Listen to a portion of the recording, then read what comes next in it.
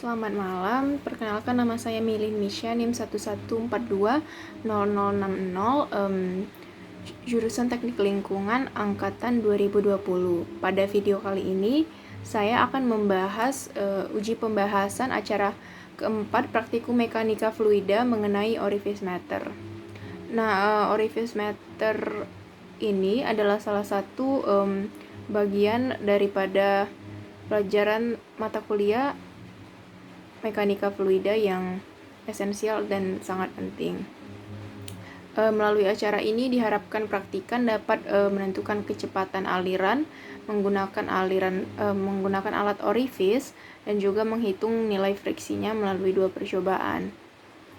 Beberapa alat yang diperlukan yaitu jangka sorong, ember, manometer, pipa, pompa, stopwatch, tabung ukur, dan gayung. Nah, fokus pertama dari acara ini yaitu orifice matter atau alat yang dapat mengekspansi aliran volume atau massa fluida sehingga menyebabkan perbedaan kecepatan dan juga tekanan pada aliran fluida. Pengukuran aliran dengan alat orifice matter ini kemudian nanti digunakan juga dengan persamaan Bernoulli. Pada orifice matter ini terdapat satu bagian yaitu orifice plate yang dapat menyebabkan terjadinya pressure drop karena memberi hambatan pada aliran fluida. Nah, cara kerja dari orifice matter ini yaitu pemasangan hambatan pada pipa aliran.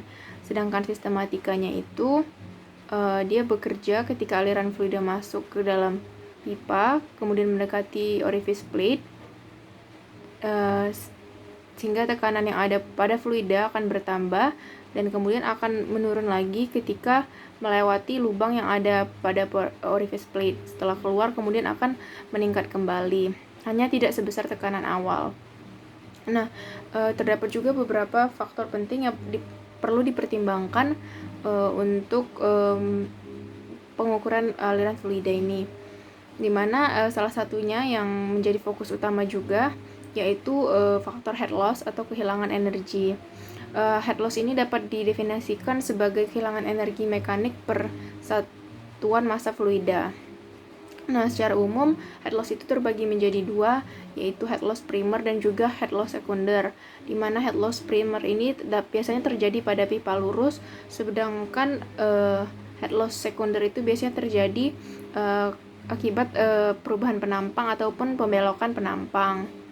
Nah, fenomena head loss ini dapat memengaruhi aliran fluida karena dapat menurunkan debit alirannya. Pada acara ini sendiri terjadi head loss sekunder karena pada acara ini pipa yang digunakan itu memiliki belokan. Selain itu, perbedaan luas penampang dan diameter juga dapat memengaruhi tekanan yang terjadi pada orifice matter, di mana perbedaan diameter cenderung mempengaruhi perlambatan aliran. Kemudian perbedaan tinggi juga dapat mengaruhi dikarenakan aliran air yang melewati orifice itu biasanya tidak stabil. Oleh karena itu, perbedaan tinggi pada manometer akan sangat berpengaruh.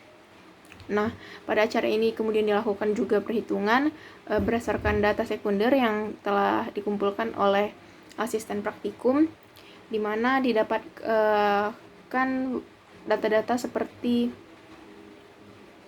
volume fluida, panjang pipa, diameter orifice, massa jenis fluida, dan viskositas fluida. Dari perhitungan kemudian diperoleh bahwa untuk percobaan pertama didapatkan waktu fluida mengalirnya selama 10,75 detik dengan beda ketinggian 0,36 meter.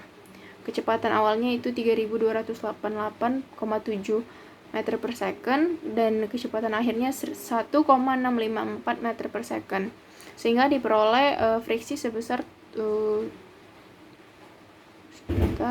friksi sebesar 6,448 kali 10 pangkat min 5 Newton. Sedangkan pada percobaan kedua, kecepatan awalnya yaitu 3627,078 meter per second dan kecepatan akhirnya itu 1,378 meter per second dengan nilai friksi sebesar 6,452 kali 10 pangkat min 5 Newton. Nah, orifice meter ini sendiri memiliki banyak kegunaan. Secara umum dia dapat digunakan untuk pemindahan satu fluida dari satu tempat ke tempat yang lain menggunakan media seperti pipa. Kemudian dia juga dapat menjadi pengontrol aliran fluida pada sistem perpipaan penduduk. Selain itu juga dapat menjadi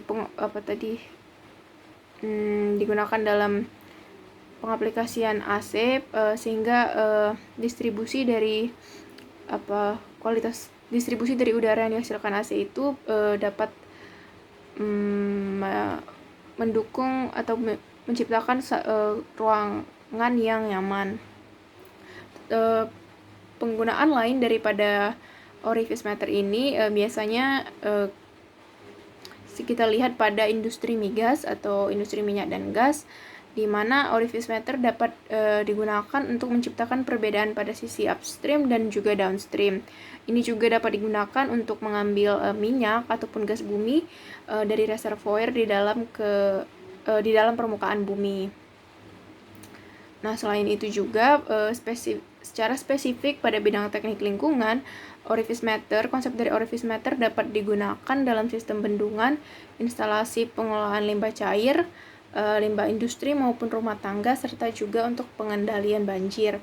Sekian uji pembahasan saya, mohon maaf jika ada yang salah.